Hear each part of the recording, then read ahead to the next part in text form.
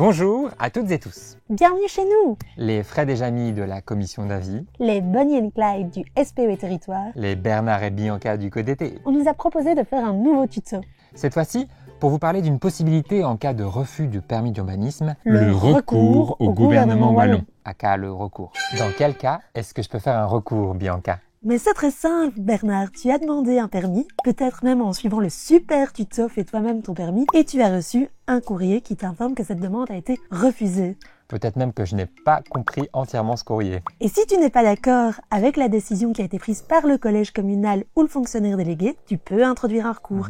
Et le recours, ça marche aussi si le permis t'a été octroyé, mais que tu n'es pas d'accord avec des conditions ou des charges qui t'ont été imposées.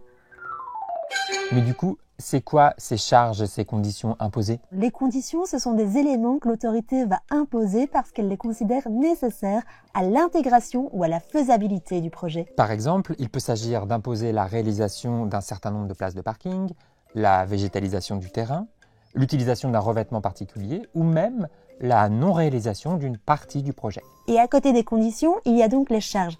Les charges, ce sont des éléments que l'autorité va imposer pour, en quelque sorte, compenser l'impact du projet. Il peut s'agir de compenser l'impact du projet sur l'environnement, sur la mobilité ou même sur le vivre ensemble. Et par exemple, il peut s'agir de la rénovation d'une voirie existante, et ce, même si elle n'est pas limitrophe du terrain concerné par le permis. Et ce qui est important à retenir, tant pour les charges que pour les conditions, c'est que dans tous les cas, elles doivent être proportionnées au projet. Vous ne pouvez pas faire un recours au gouvernement wallon en tant que voisin contre l'octroi d'un permis. Non, le recours au gouvernement wallon, c'est seulement si c'est vous qui avez demandé le permis. Les voisins, s'ils sont mécontents, doivent agir directement devant une juridiction, en l'occurrence le Conseil d'État. C'est compris, cher voisin? Coucou. Petit lexique abrégé de l'aménagement du territoire. Fonctionnaire délégué, c'est la personne à qui le ou la ministre régionale de l'aménagement du territoire délègue un peu de son pouvoir sur un territoire un peu plus petit que la région wallonne. Cette personne donne son avis sur les permis lorsque les collèges communaux le lui demandent ou lorsque c'est requis. Ou parfois c'est aussi elle qui délivre les permis. Il y a 7 fonctionnaires délégués qui se répartissent le territoire de la région wallonne et c'est tout à fait possible de prendre rendez-vous avec eux ou avec un agent de leur service pour discuter d'un dossier. Leurs coordonnées sont disponibles sur le site de la région wallonne. Donc, si vous n'êtes pas d'accord avec la décision qui a été rendue sur votre demande de permis et que vous décidez d'introduire un recours, voici, en gros, le chemin que ça va prendre. 1. Vous déposez un recours au gouvernement wallon. 2. Vous recevez un premier courrier qui accuse réception de votre recours et qui vous indique la date d'audition et les modalités de cette audition. 3. Vous recevez une première analyse de votre dossier. 4. Vous êtes entendu devant la commission d'avis sur les recours. 5. Le ou la ministre prend une décision. Et 6. Non, en fait, il n'y a pas de 6. Et pour que votre recours soit recevable, 2 choses sont importantes. Le délai pour l'envoyer et ce que vous allez mettre dedans. En ce qui concerne le délai, votre recours doit être introduit dans un délai de 30 jours calendrier à dater du lendemain de la réception chez vous de la décision du collège communal ou du fonctionnaire délégué. Attention, si le facteur a laissé un avis de passage, merci cher facteur, il faut calculer le délai à partir du lendemain de cet avis de passage. Ça vous évitera de mauvaises surprises. Et pour déterminer si votre recours a été introduit dans les temps, ce qui compte, c'est la date à laquelle vous l'envoyez et pas la date de sa réception par l'administration régionale. Petit conseil, soyez prudent lorsque vous calculez et essayez de l'envoyer avant la fin du délai. En ce qui concerne maintenant les choses qu'il faut mettre dans votre recours, Pensez à remplir le formulaire de la région wallonne, la fameuse annexe 20, qui est disponible sur le site de la région wallonne, en prenant soin d'indiquer ce qui motive votre recours, pourquoi vous n'êtes pas d'accord avec la décision et votre argumentation. Il faut également penser à joindre une copie de la décision que vous critiquez ainsi qu'une copie des plans en 4 exemplaires. Et envoyez votre recours par courrier recommandé. C'est très important de respecter les formes car si votre recours est déclaré irrecevable, vous ne pourrez plus introduire de recours pour critiquer la décision qui refuse votre permis ou qui vous impose des conditions ou des charges. Et vous ne pourrez même plus agir devant des juridictions comme le Conseil d'État. Et ça craint. De ouf. Votre recours est reconnu comme recevable. Ensuite, vous recevez un accusé de réception qui vous donnera le délai pendant lequel votre recours sera traité, ainsi que la date et l'heure de votre audition devant la commission d'avis sur les recours. Et minimum 10 jours avant cette audition, vous recevrez une première analyse de votre dossier faite par l'administration. Cette analyse, elle va rappeler les antécédents de votre demande, ainsi que le contexte de votre demande. Et c'est aussi là que l'administration peut vous faire des remarques ou vous poser des questions auxquelles vous pourrez apporter des réponses lors de votre passage devant la commission d'avis. Il vous reste donc environ 10 jours pour préparer votre audition, ainsi que les éventuelles réponses aux questions de l'administration. Et ce document précise aussi les différentes étapes que va suivre votre dossier, ainsi que la date limite à laquelle vous devriez recevoir une réponse du gouvernement wallon. Et on passe ensuite à l'audition devant la commission d'avis. La commission d'avis. Oh, yeah. La Commission d'avis. Autour de la table de l'audition, il y a généralement Vous, et vous pouvez avoir à vos côtés un ou une architecte, un ou une avocate, ou toute autre personne que vous estimez nécessaire.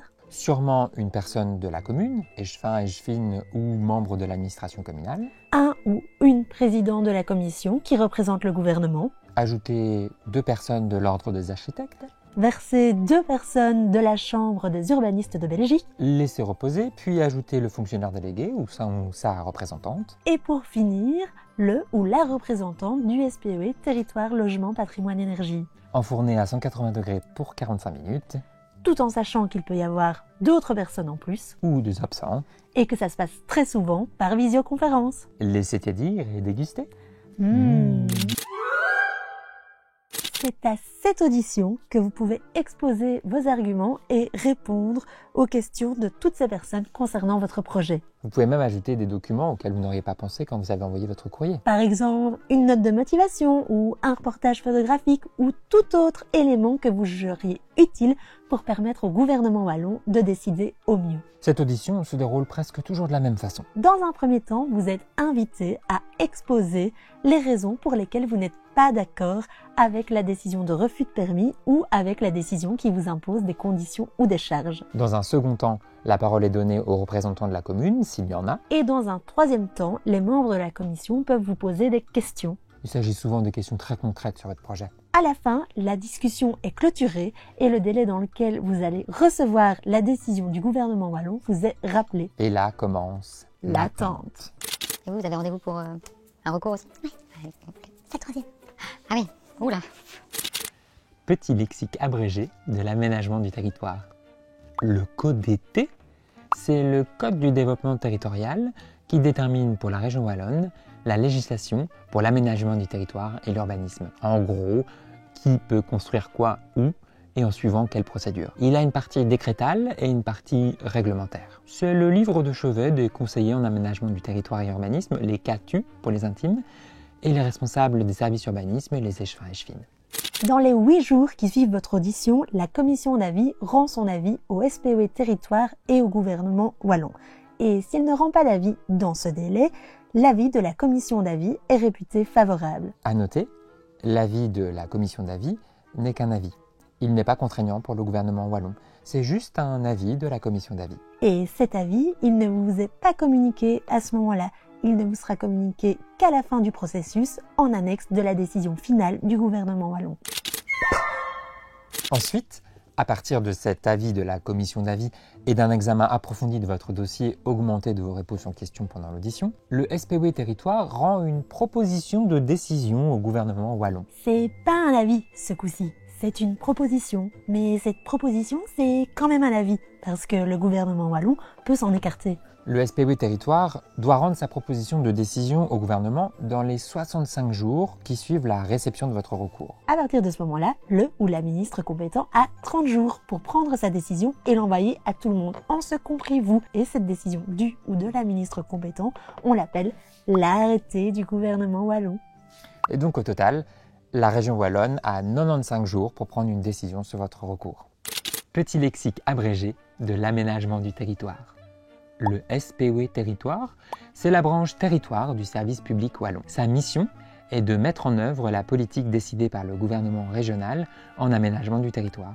Donc en gros, elle vérifie d'un point de vue légal la manière dont le CODT se met en place dans le réel et coordonne les schémas et guides communaux. L'arrêté du gouvernement wallon, ça peut être 3 cas de figure. Le ou la ministre octroie le permis. Yes! Le ou la ministre refuse le permis. Et là, il vous reste la possibilité d'un recours devant une juridiction, le Conseil d'État. Le ou la ministre ne prend pas de décision dans le délai imparti et confirme ainsi la décision du fonctionnaire délégué ou du collège communal. Et là aussi, il vous reste la possibilité du recours devant le Conseil d'État. À noter que le recours donne lieu à un réexamen complet de votre dossier par le gouvernement. Ainsi, si vous faites un recours pour contester uniquement des conditions ou des charges, vous donnez la possibilité au gouvernement wallon de refuser entièrement votre permis. Ou bien d'octroyer le permis en imposant de nouvelles conditions ou des charges ou en imposant des modifications du projet. C'est donc important d'évaluer le contexte lorsque vous décidez d'introduire un recours pour contester des conditions ou des charges. C'est clair? Oui, c'est super clair. Donc, en gros, la procédure est assez simple. L'annexe 20, c'est assez court. Ouais, c'est court et c'est simple, mais en même temps, faut pas remplir ce document à la légère parce que ce que tu vas indiquer dans ton recours, la motivation et l'argumentation que tu vas développer, c'est ce qui va permettre de convaincre les décideurs de t'octroyer son permis. C'est ce qui va leur donner des éléments pour faire droit à ton recours. Là où c'est souvent plus compliqué, c'est comment expliquer et argumenter votre projet de votre point de vue. Parce que vous ne parlez pas forcément la langue des urbanistes et conseillers en aménagement du territoire, ou même celle des juristes. Et cette décision de permis a certainement un impact concret sur votre vie présente et future. Si vous faites un recours, c'est probablement parce que la décision, elle met à mal votre projet de vie.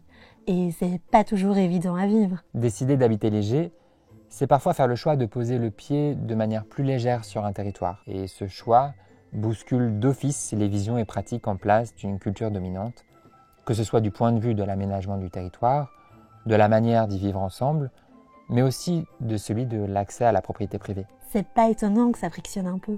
Dans les différents services administratifs, et pour les décideurs et décideuses, pour l'aménagement du territoire, la ligne directrice de la réflexion va être de respecter les cadres. Comme le schéma de développement territorial, le SDT ou l'ultime, ou aussi le code du développement territorial, aka le CODT.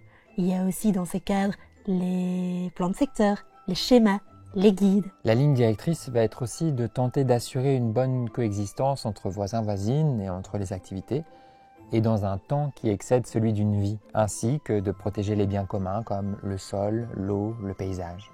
Donc il peut y avoir une tension entre votre projet, votre désir, parfois même peut-être votre rêve, et les contingences qui s'appliquent aux agents administratifs et aux décideurs-décideuses qui, eux, tentent de réfléchir à un ensemble sur le long terme. Et c'est là que vous pouvez défendre votre projet dans ce recours, dans sa manière de répondre à un ensemble plus grand.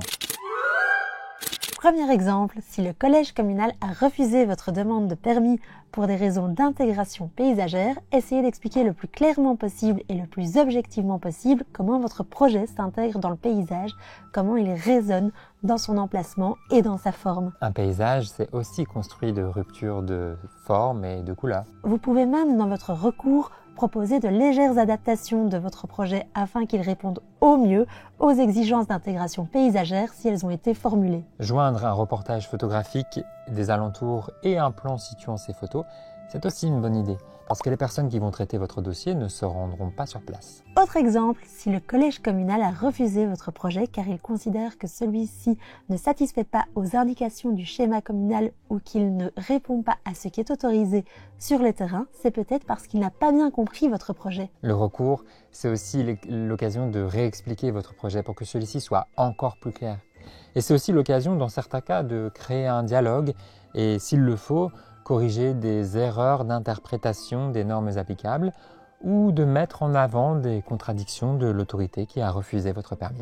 Vous pourrez trouver en description de cette vidéo des documents intéressants pour vous aider à argumenter sur vos motivations à implanter cet habitat à cet endroit, mais aussi pour vous aider à utiliser des éléments objectifs pour parler d'intégration paysagère, mot à 10 000 $.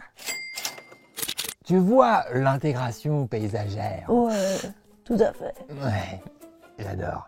L'installation d'habitat léger s'est accélérée depuis quelques années en Wallonie, que ce soit pour des raisons sociales, environnementales, sociétales, culturelles, mais aussi en lien avec des recherches de mode de vie. Et la vision culturelle sur ces types d'habitat et ces manières d'habiter n'avance pas au même rythme. Ça prend du temps aussi parce que les différentes administrations doivent essayer de prévoir dans ces nouveautés urbanistiques les mauvais côtés et tenter de les éviter. Parce qu'octroyer un permis d'urbanisme pour une durée illimitée, c'est pour toujours. C'est ça que ça veut dire, durée illimitée, pour toujours. Donc, vaut mieux bien prévoir son coût. Cependant, il existe aussi la possibilité de demander un permis temporaire, 5 ans, 10 ans, le temps que cet habitat rende service à votre mode de vie. Prendre le temps de motiver le mieux possible votre recours, d'expliquer votre projet, c'est donner à la région des éléments pour elle-même motiver les raisons pour lesquelles elle va vous octroyer ce permis. Il existe des ressources en ligne sur le site de la région Wallonne, mais également sur d'autres sites repris en description de cette vidéo qui décrivent les cadres d'urbanisme. N'hésitez pas à les consulter lorsque vous préparez votre recours. Et si vous en avez la possibilité, entourez-vous de personnes ressources ou demandez de l'aide à un ou une juriste pour remplir le formulaire, ou vous préparer à la commission d'avis, ou même vous accompagner. Vous pouvez même demander à un avocat ou à un architecte de vous représenter lors de la commission d'avis. C'est une situation qui peut être un peu impressionnante, et avoir de l'aide peut clairement alléger ce moment-là. Bref, le recours, ça a l'air compliqué, mais ça l'est pas tant que ça si vous êtes bien préparé. Alors courage, et vous allez y arriver. T'as allégé ce moment? Tu vois, quand j'ai dit, ça peut clairement alléger ce moment, habitat allégé. C'était un jeu de mots? Bah, c'était complètement inconscient, mais un peu quand même. Ouais. Oh, pas mal, pas mal. Merci.